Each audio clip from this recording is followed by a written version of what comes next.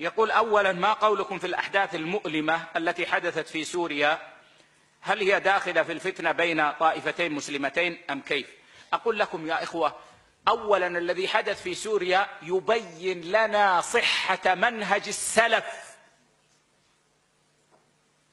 السلف ينهون الناس عن الخروج على ولي أمرهم إن كان مسلما مطلقا، وإن لم يكن مسلما ينهون المسلمين عن الخروج عليه إذا لم تكن عندهم قدرة على إزالته، أو كان تترتب على الخروج عليه مفسدة أعظم من مفسدة بقائه، أو لم يكن عندهم من يحكم البلاد لو أزالوه.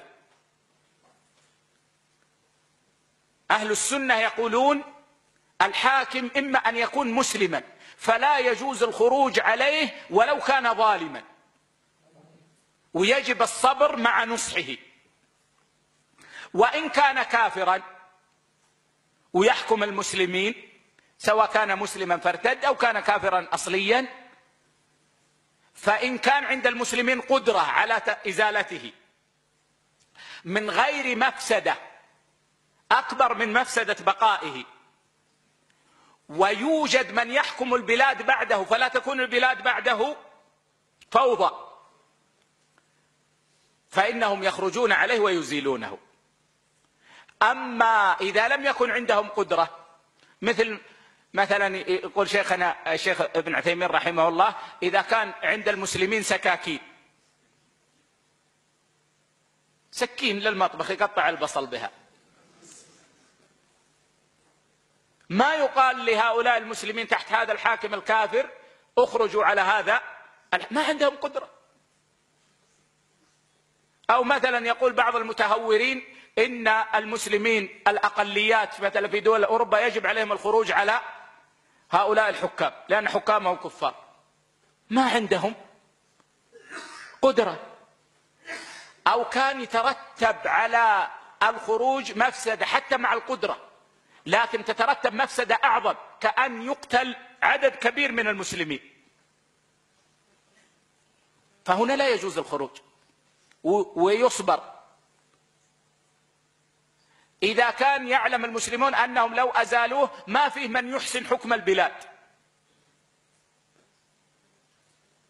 فإنهم يصبرون حتى يوجد من يصلح لحكم البلاد.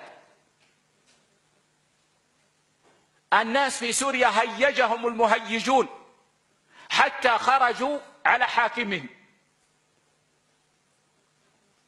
وأنا ممن يعتقد كفر حاكمهم وأنه كافر وليس بمسلم، لأنه من الأصل من الفرق التي لا نحكم بإسلامها أصلا، وإن كانت تنتسب إلى الإسلام. بعث نصيري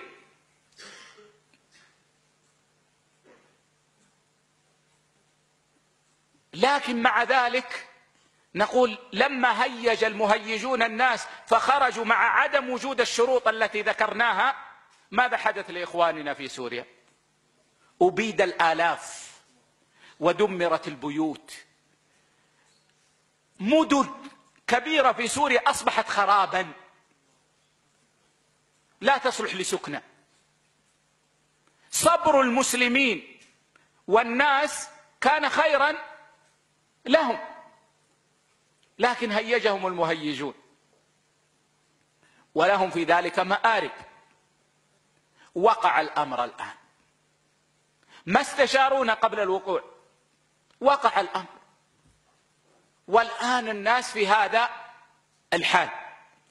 أنا بعد دراسة المسألة ظهر لي والله أعلم أن الحال الآن بالنسبة للسوريين الموجودين في سوريا أن مقاومة هذا النظام وهذا الجيش الذي يساعده من الجهاد في سبيل الله في حقهم، لمن أراد إعلاء كلمة الله.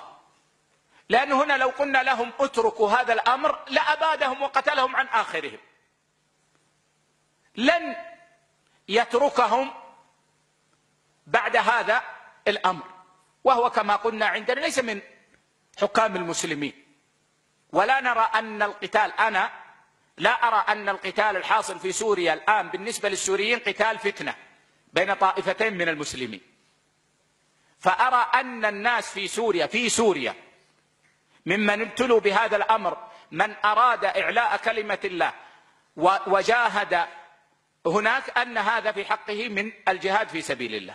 هذا الذي أفتي به. أما غيرهم من البلدان الأخرى فلا أرى الذهاب إلى سوريا، ولا أرى أن هذا من الجهاد في سبيل الله، لأن شروط الجهاد في سبيل الله غير متوفرة بالنسبة لمن لم يكن مبتلى بهذا من أهل سوريا. وهذا تكلمت عنه مرارا وتكرارا، وشروط الجهاد قد بينتها في عدد من المحاضرات. وأنا على يقين مما أقول أن شروط الجهاد ليست متوفرة لغير من في سوريا بالنسبة للوضع في سوريا، لكن لهم علينا حق أن ندعو لهم، أن ندعو للمستضعفين أن يرفع الله عنهم البلاء، وأن يزيل هذا الطاغية، ويعيد الأمن والخير لأهلنا في سوريا. وإذا فتح باب إعانتهم بالنقود وبالثياب ونحو ذلك نساعد في هذا الأمر، ولكن بطريق مشروع تتحقق به المصالح وتندرئ به المفاسد.